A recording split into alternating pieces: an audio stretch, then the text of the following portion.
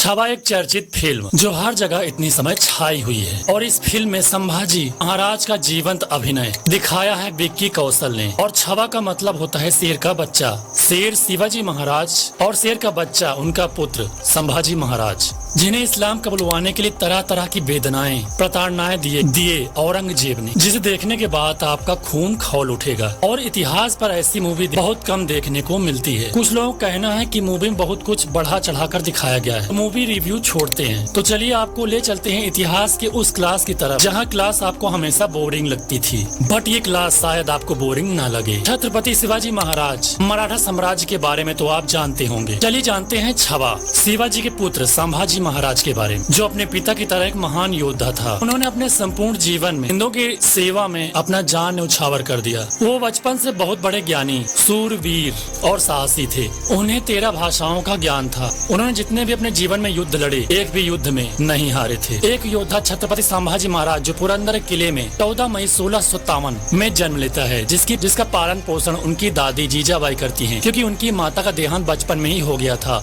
इनकी माँ का नाम था सईबाई था। बचपन में संभाजी को छावा कहकर ही बुलाते थे। शिवाजी की 3 पत्नियां थी, जिनका नाम सोयरा, साईबाई और पुतलाबाई था। संभाजी महाराज दूसरी पत्नी के पुत्र थे। संभाजी का विवाह येसुबाई के साथ हुआ था। छावा बचपन से धीर गंभीर, तलवारबाजी, घुड़सवारी में माहिर थे। केवल 9 वर्ष के थे जब जय सिंह जो आम्बेर के राजा थे उनके पास भेज दिया गया ताकि वो राजनीति के दांव पेच सीख जाएं। छत्रपति शिवाजी और छत्रपति संभाजी के बीच संबंध ठीक नहीं था। पिता पुत्र में बिल्कुल भी नहीं बनता था। उनका मेन कारण था उनका सौतेला छोटा भाई और उनकी सौतेली माँ सोयराबाई, जो अपने पुत्र राजा राम को उस राज्य का उत्तराधिकारी बनाना चाहती थी। इसलिए पिता पुत्र के मध्य अविश्वास, कटुता को भर दिया गया था। उनकी सौतेली माँ ने संभाजी ने कई बार अपनी बहादुरी एवं गौरव का प्रदर्शन किया, फिर भी शिवाजी महाराज को उन पर कभी विश्वास नहीं हुआ। एक बार शिवाजी ने छावा को सजा सुनाई। वह वहाँ से भागकर औरंगजेब से मिल गया।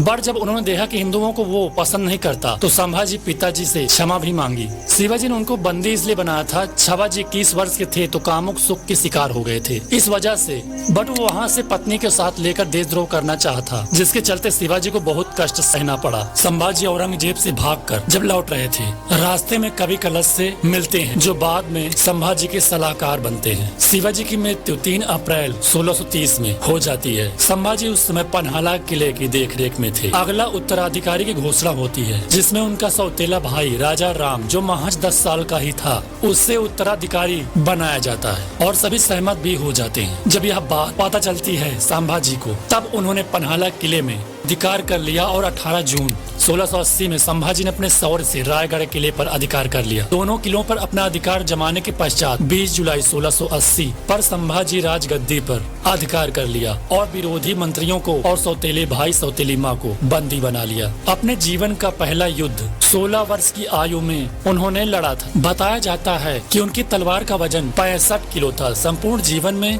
120 युद्ध लड़े थे, जिसमें से वह एक भी युद्ध नहीं हारे थे। मुगलों के नाक में दम कर दिए थे। 1687 में मराठों की सेना मुगलों के सामने कमजोर हो पड़ी थी। मराठा के सेनापति हम्बीराव मोहिते उस युद्ध में शहीद हो गए और इससे सैनिक घबरा गए थे। संभाजी संगमेश्वर में 1689 में वह मुगलों के द्वारा पकड़े गए थे गलती से। जब संभाजी और कलश को औरंगजेब ने पकड़कर बंदी बनाया और कहने लगा, शिवाजी के बेटे को मेरे सामने प्रस्तुत होना ही मेरे लिए बहुत बड़ी उपलब्धि है। इतना बोलकर अल्लाह को याद करने लगा। तभी कलश बोला, देखिए मराठा नरेश, औरंगजेब सिंहासन छोड़कर आपके सामने नतमस्तक हुआ है। सुनकर वह क्रोधित हो गया और कहने लगा, अगर तुम लोग इस्लाम कबूल करते हो तो जिंदगी बख्श दी जाएगी। संभाजी शिव भक्त थे, उन्होंने इनकार कर दिया। फिर औरंगजेब ने अत्याचार करना शुरू कर दिया। मुगलों ने दोनों को टोपी पहनाई और घंटी बांधा और ऊंट के पीछे बांधकर घसीटा तुलापुर के मार्केट में।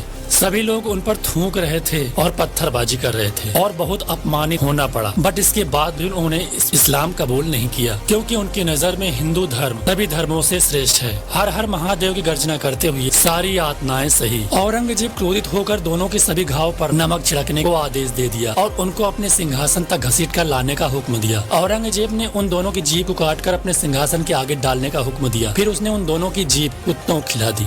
तब भी वो दोनों औरंगजेब को देखकर हंसे ही जा रहे थे। तब उन दोनों की आंखें निकालने का आदेश दिया और हाथ काटने का हुक्म दिया। संभाजी के हाथ काटने के 2 हफ्ते के बाद उनकी मृत्यु हो गई थी। 11 मार्च 1689 में एक वीर योद्धा चला गया। ऐसी बेरहमी से मृत्यु दी गई जिसे देख कलेजा ही फट जाए। ये कैसा धर्म युद्ध था। फिर आगे क्या हुआ औरंगजेब का मराठा साम्राज्य का पार्ट 2 कहोगे तो लाने की कोशिश करूंगा। बाकी आप बताओ कैसा फील कर रहे हो, क्या आप मूवी देखने जाओगे, बताना जरूर।